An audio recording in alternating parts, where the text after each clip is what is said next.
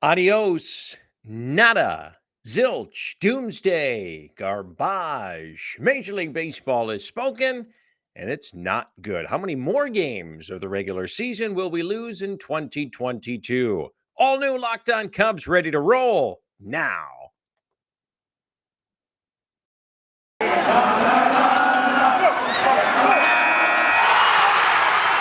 You are Locked On Cubs, your daily Chicago Cubs podcast, part of the Locked On Podcast Network, your team every day.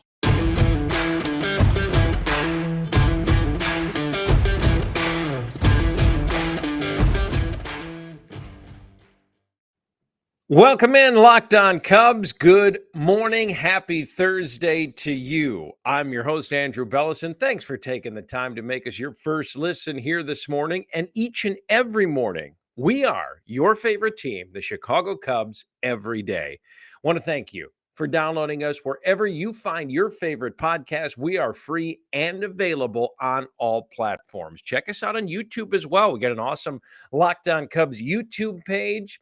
Additionally, interact with us on social. If you haven't heard the news, Major League Baseball has went ahead and canceled the first two series of the 2022 season. So check us out on Twitter at Chicago Cubs PA, at Locked On Cubs. Have some gambling odds as to what month the season will start. Check us out. Interact with us. Let us know where you're throwing your cash there. Do the Cubs have first place potential in 2022 once baseball begins? Also, what about Rafael Ortega's fantasy value for the upcoming season? All of this and more. But first, CBA negotiations have sputtered.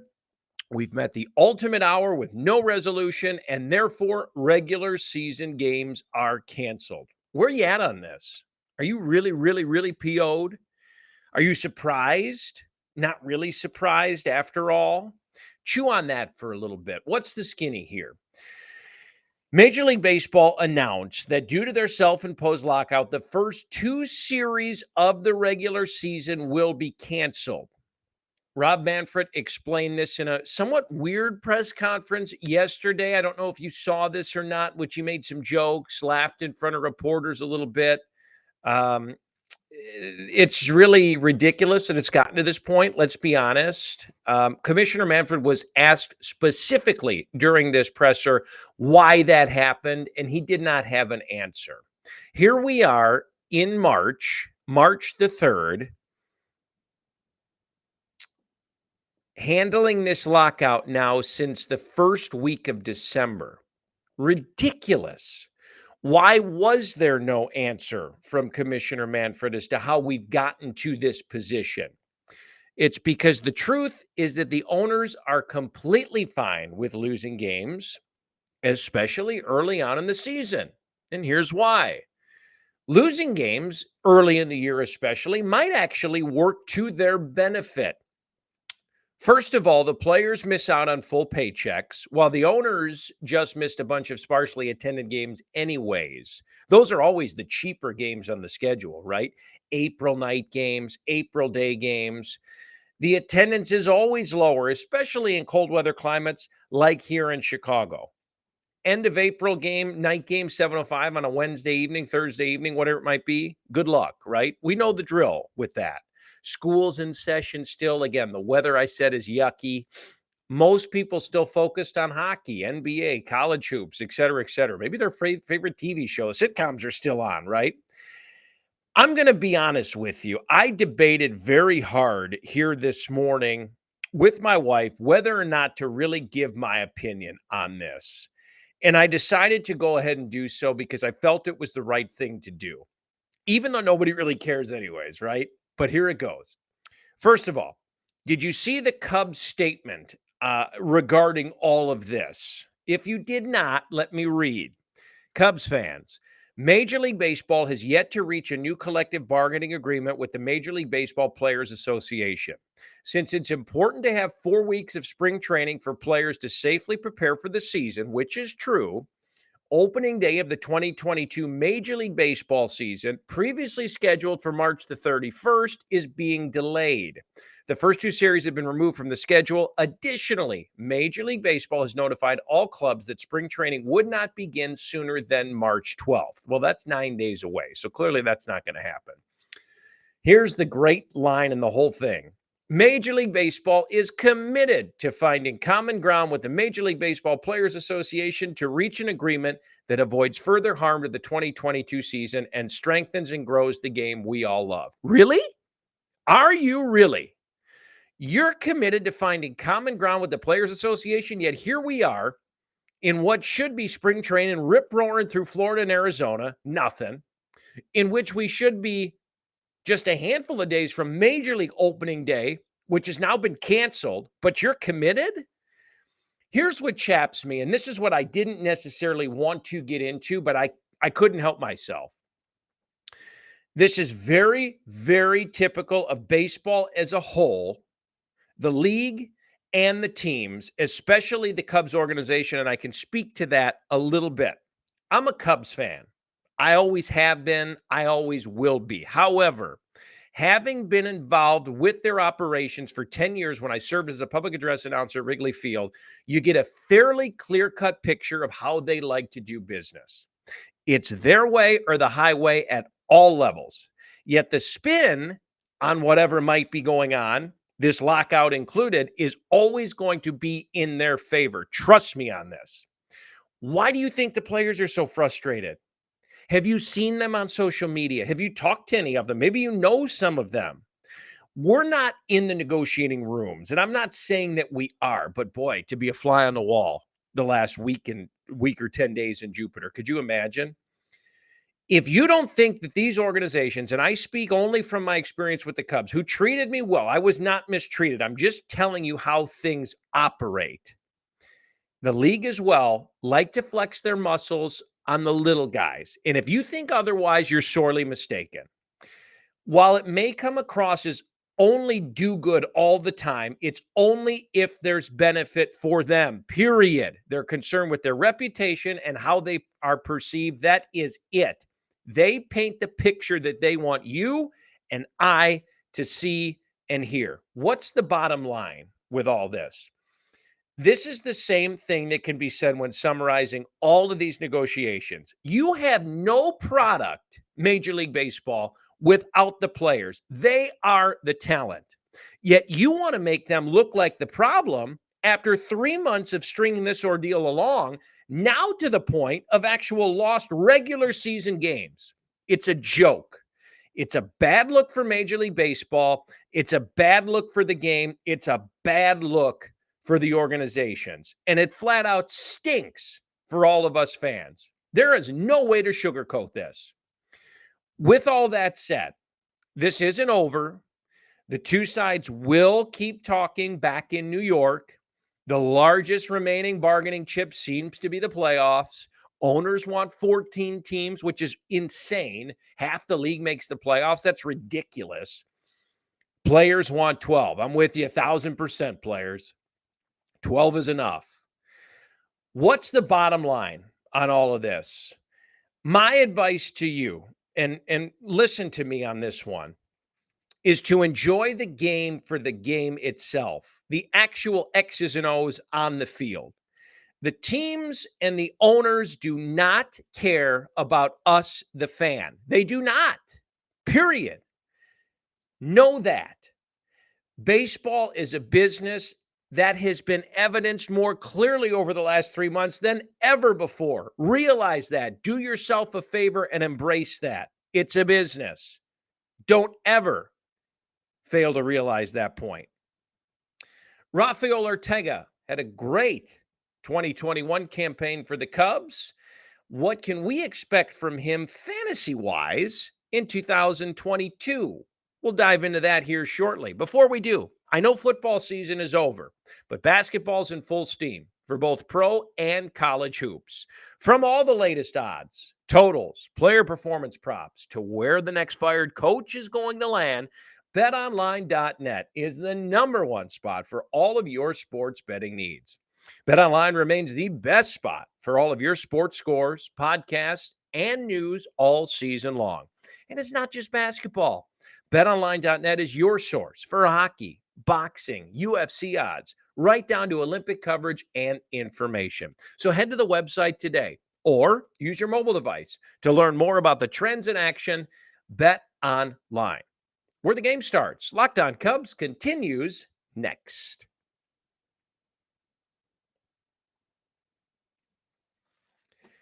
Welcome back in, everybody. I'm your host, Andrew Bellison. Thanks for joining us here on Locked On Cubs this morning. Man, I know we don't have good news to give you, and it stinks. No baseball, no spring training. We're not where we should be. It's frustrating. I know. And I know there's going to be fans that turn their back on the game for good this time. And I can't say that I blame them, because it's a really disheartening thing. And it's hard to spin in a positive light. At any rate, I want to thank you for tuning into Locked On Cubs, letting us talk about baseball otherwise each and every morning. Thanks for making us your first listen. Locked On MLB podcast host Lindsey Crosby is a prospect encyclopedia, and he's going deep on the MLB stars of tomorrow. It's free and available wherever you get your podcast. So just like you check out Locked On Cubs, check out Locked On MLB prospects. Lindsey Crosby's got some great stuff going on there. Join us on social media at Chicago Cubs PA, at Locked On Cubs. I promise you I won't rant anymore. I'm done. Check us out on YouTube as well. Locked On Cubs has an awesome YouTube page that we put together. We'd love for you to be a part of it as well. So we've been kind of diving in. We don't have any real baseball. We've been diving into some fantasy outlooks as they pertain essentially to the Cubs and the Cubs players. Do you play fantasy, first of all?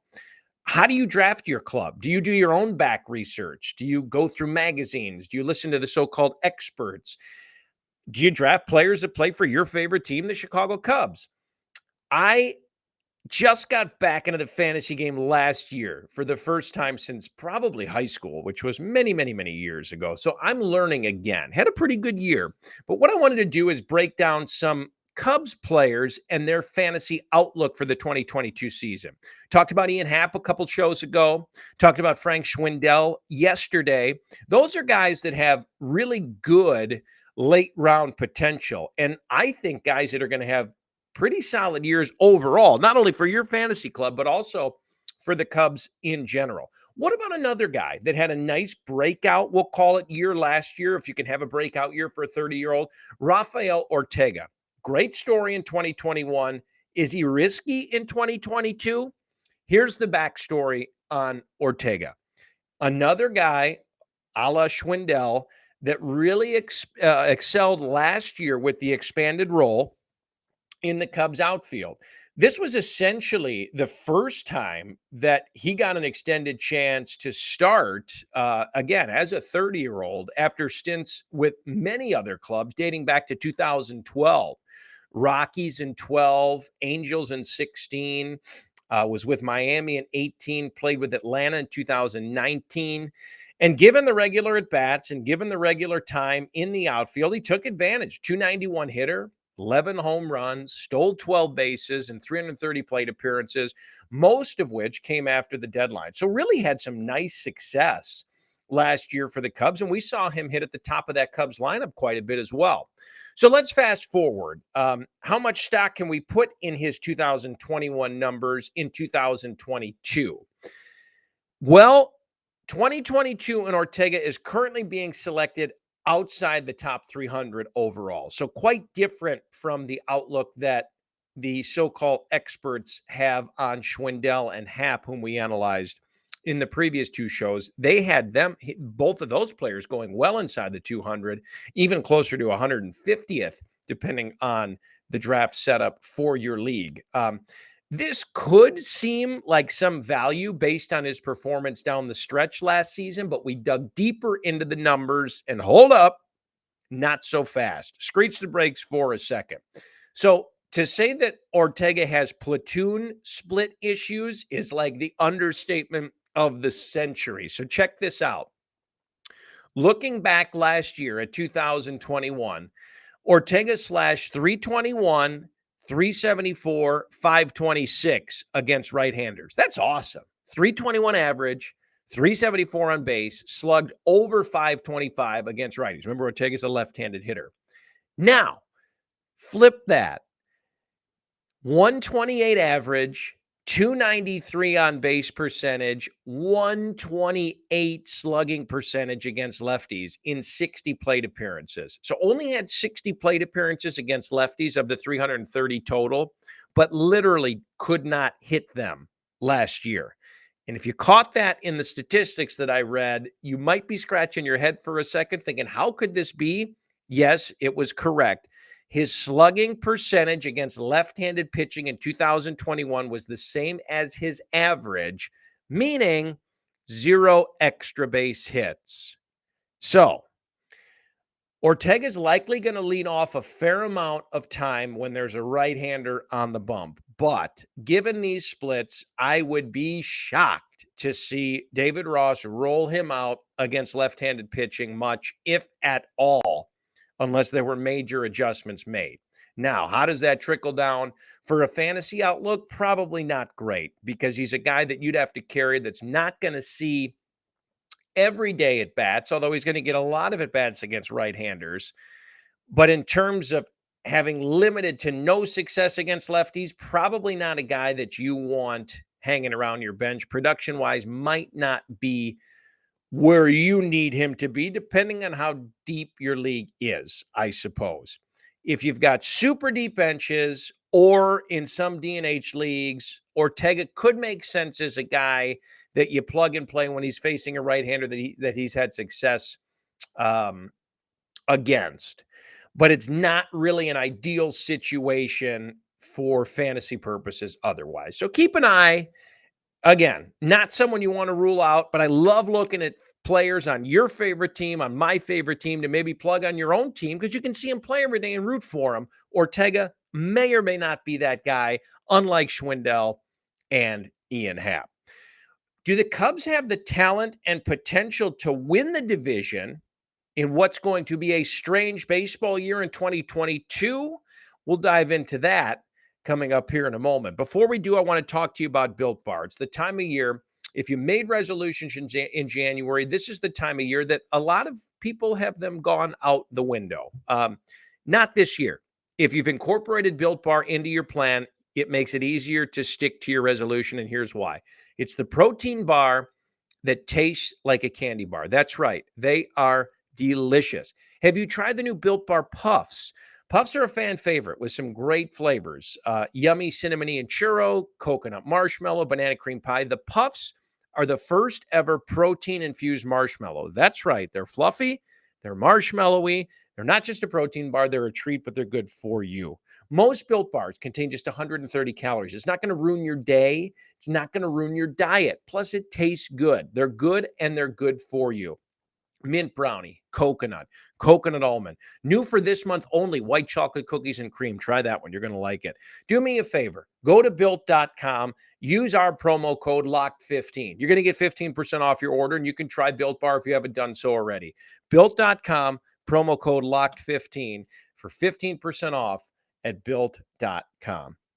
Listen, with the ever-increasing numbers of makes and models of cars, it's impossible for your local chain auto parts store or local dealership to stock every part you need for your car or truck. So, do me a favor. Save time and money and use Rock Auto. Why would you spend 30, 50, even 100% more at the local store or dealership when you can go on Rock Auto? It's a family business serving do-it-yourselfers like us for 20 years. Rock Auto prices are super low for every customer, and they have everything you could need, from brake parts to motor oil to tail lamps to new automotive carpet. I mean, everything. Go explore their easy-to-use website today. Go to rockauto.com. That's rockauto, R-O-C-K auto.com, and see all the parts available for your car or truck. Do me a favor. Write Locked On in their How Did You Hear About Us box so they know we sent you. Amazing selection, reliably low prices, all of the parts your car will ever need, only at rockauto.com. First place Cubs 2022? Maybe. Let's talk about it next. This is Locked On Cubs.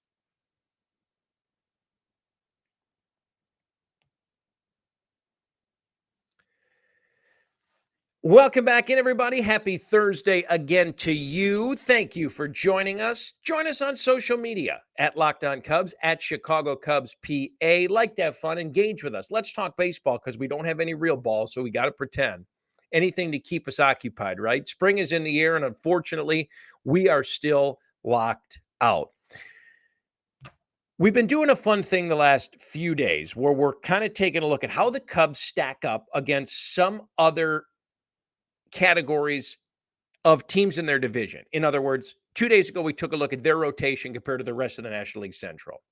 Yesterday, we took a look at the manager, David Ross, compared to other skippers in the National League Central Division. So it's kind of like a who's who, how do you rank them, grade them out for the NL Central. And today, we're taking a look at the team as a whole against the other four clubs, the Reds, the Pirates, the Brewers, and the Cardinals in the National League Central Division. This is just a fun little exercise to see where we grade them out. We'll look back at the end of the year and see how terribly wrong we were, but that's the fun of it. The projections are kind of all over the map depending on who you look at, but what I saw, for the most part, it's fair to say that most experts and groups that handle these season projections have the Brewers taking the division, maybe just under 90 wins or so. Cardinals 85, 87, 88-ish, that area. Reds high 70s, 77 and a half, 78. Cubs, I've seen them as low as 72 and a half. I've seen them as high as 77. And then the Pirates, I think that's the one thing a lot of people can agree on is they're probably going to be in the cellar. Mid 60s, maybe on a really good year. Again, differing numbers depending on where you look. And I think, it's fair to say that so much still hinges on this because we haven't finished the offseason. When the lockout ends, before we get to spring training, before we finally get to the regular season, we have to finish the offseason. A lot of players don't have homes. It's going to be free agent frenzy, you would assume. So these numbers as they stand are kind of paused and on hold, as it is, because we don't know how the rest of the off season, and I'll air quote that, is going to shake out. But here's how I stack this up. In my opinion, and we discussed pitching again, like I said, NL Central pitching and rotation the other day. I think the Cardinals are being overvalued a little bit. Top of the rotation, which in my opinion is so key in terms of the success of any ball club, is Flaherty and Adam Wainwright. And they have a lot of pressure on them to perform. Let's not sugarcoat the fact that although Wainwright was great the last several months last year, he's 40 years old. And Flaherty, with the injuries he's had, man, I can he do it for a full season? If not, that rotation is in trouble. They have a new manager. Mike Schilt was let go. Oliver Marmol's the new guy in town. He was with the organization. He was the bench coach. He knows the drill. The Cardinals' way always seems to be pull these guys that you've never heard of. They come up, win 14 games as a rookie or hit 30 home runs as a rookie and find a way to make the Cardinals a playoff team. Now, will that happen again this year? There's a damn good possibility. But maybe the mid to upper 80s wins total is a little aggressive for the Cardinals, in my opinion. Milwaukee, on the other hand, is tough. And Yelich had a down year last year, and still look what they did with the 90-plus wins. That rotation is stupid. Corbin Burns, Brandon Woodruff, Peralta, I mean, yikes, really good. You got Hader at the back of the bullpen. The pitching is just too good. Brewers win the division. Again, I apologize, Cubs fans. I know it hurts me to say it, but barring injury, Brewers win the division. A lot of people have the Cardinals coming in second. I could see that happen. I don't think it's going to be as close with the Cardinals as you think. But let me say this. Let's continue down the line. The Reds have a lot of solid arms. Made a playoff push last year, ended the year with 83 wins, fell short of the postseason. Are they better than that? I talked yesterday that I would have graded David Bell out higher as manager if they had snuck into the playoffs last year, but they didn't. I'd be shocked if they were any more than an 85-win team, the Reds. I think that'd be like a really good year for them. Remember, they lost Wade Miley to us, which is awesome for Cubs fans. Nice year, but is that good enough? I don't know necessarily. That brings us to the Cubs. They've added pitching depth. 1, 2, 3 in their rotation is really good. Young arms are getting healthy now.